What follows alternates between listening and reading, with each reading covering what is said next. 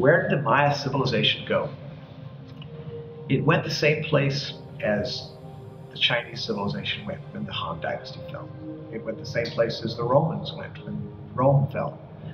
The civilization collapsed on itself because they couldn't sustain themselves.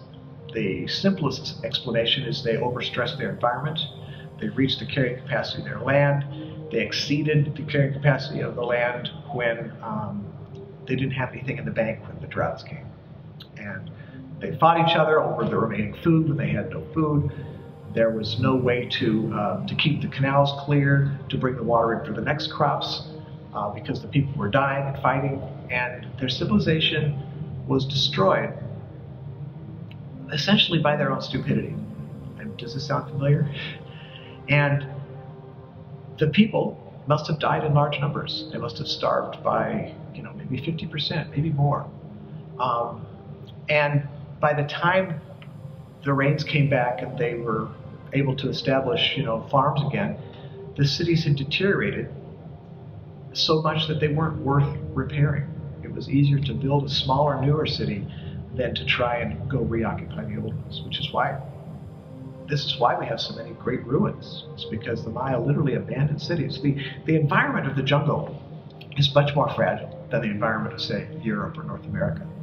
When Rome fell, the population didn't collapse.